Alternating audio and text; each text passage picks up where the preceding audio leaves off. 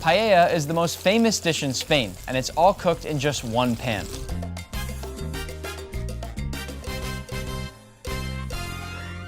We'll begin by making our seafood stock. All the ingredients you see here are the foundation of a great paella. To begin, I'll prep my ingredients. Because we want maximum flavor, we're saving everything for this stock, even those onion skins. Let nothing go to waste. I'll make an exception for this part of the onion. Always has a little dirt in it. I'm not gonna spend too long prepping my ingredients here because they're all gonna melt down into our stock, but this is a very important part of the process. Here's my favorite component, the shrimp, and especially the shrimp heads. To this day, the best sauce I have ever made in my life was with a bunch of shrimp heads like this one here. I can't remember why I had so many, but I cooked them down in a pan with some garlic, some white wine, little salt, lots of butter. It made a sauce that I've never forgotten. Our ingredients are prepped, so let's crank up the heat. Add some olive oil to a pot over medium-high, and then add those shrimp shells and heads and cook for 2 to 3 minutes. You see this red liquid that comes out of the shrimp heads when I push them down? That is an indescribable umami bomb of flavor that you cannot create in any other way. The smell from just sauteing these shrimp heads alone is this robust, nutty, shrimpy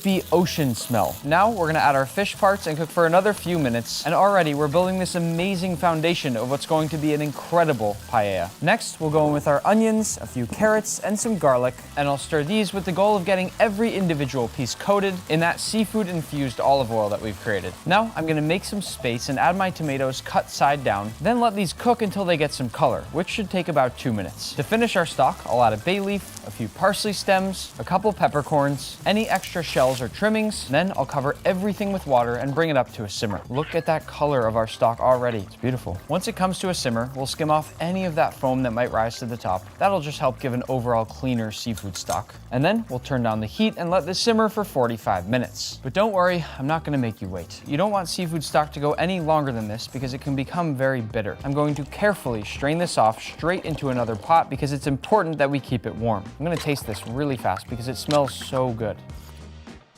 I could have that as a soup. To make the paella, which will be cooked in the biggest pan you've ever seen, we're gonna start by blooming our saffron. To do this, I'll crush it between my fingers and then add a few tablespoons of our hot seafood stock, which will immediately start to bring out all of that beautiful flavor and color. Just to show you that color that I'm talking about, since you can't see it as well through that seafood stock, watch what happens when I pour clear water over this. Once in a while, as a special occasion, I put a few threads in some hot water and I drink it like tea. I wanted to show you this because this is part of what's gonna give our paella that iconic, beautiful, orange-red color. Saffron is amazing. It's almost like nature's expensive food coloring. To prep my green beans, I'm gonna cut them all into thirds, and if you're looking at these and wondering where you'd get them, you can certainly substitute them for normal green beans. And then as for my red pepper, I'll cut it into strips. Fun fact while I cut this is that every color of bell pepper is the same. They're just different stages of ripeness. Green is the least ripe and least sweet, and red is the most ripe and most sweet. The more you know. To be honest, I only learned that recently myself. Now we're gonna grate our tomato. This basically turns it into a light and foamy tomato pulp. I think this is the first time I've ever grated a tomato. I've done cheese, sausage, potatoes, but never a tomato. Last, we've got these beans here, which are lima beans. But I've already cooked some, so we don't have to wait. I just wanted you to be able to see how much they actually expand. Paella is cooked in a large, wide pan like this one here, and you'll see why in just a few moments. Also, how cool is that spoon? To cook, we'll turn our heat to medium-high, then we'll add in our beans and our red pepper, and let these cook for 4 to 5 minutes or until blistered. Listen carefully as they cook for those snap, crackle, pop sounds.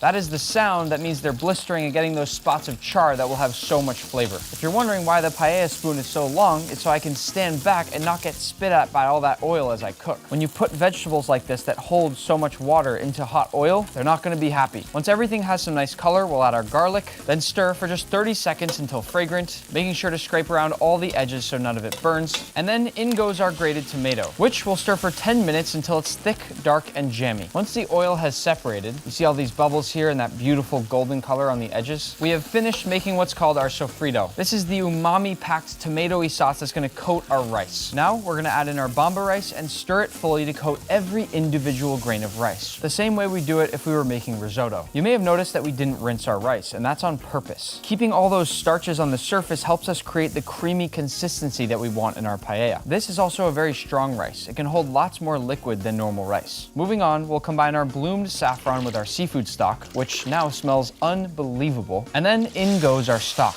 At this point, we also want to season with a sprinkle of salt. Spread the rice evenly and do it very carefully because this is the last time you get to stir it. Simmer for 10 minutes, rotating the pan occasionally for even cooking. Now, evenly distribute those lima beans, reduce your heat to low, and let this cook for 25 to 30 minutes, continuing to rotate your pan as needed until the rice rises to the top. By now, you're probably going to want to get in there with a spoon and taste it, but resist the urge and wait until it's done. The next step is to add our shellfish. We've got a few different kinds here, including those shrimp you saw earlier, as well as some mussels, clams, and calamari. We're gonna nestle these into the rice. We don't wanna just lay them on top. They should be partially buried so they steam in the liquid and release their juices directly into the rice for flavor. In just a few minutes, the seafood should all begin to open up, cooking, but more importantly, sharing each of their individual flavors with the rest of the paella. Once all the shellfish are open, we'll increase the heat to medium-high for 1 to 2 minutes and begin to listen for a gentle crackling and smell for a toasted aroma coming from the pan. This is called sokarat, and it's this crispy toasted rice crust that we create on the bottom of the pan. It's basically the entire point of paella. Once you think the base is fully crisped, remove it from the heat and let it rest for 5 to 10 minutes. To finish, we'll hit our whole paella with some chopped parsley, and finally, no paella is complete without a squeeze of fresh lemon. Just like opening a steak, it's now time for the moment of truth. We need to find out if we got that crispy bottom. Beautiful. This right here is a dream bite. This is the kind of bite that everybody fights over at the table. You hear that crunch? No words. That's so good. So maybe 3 words.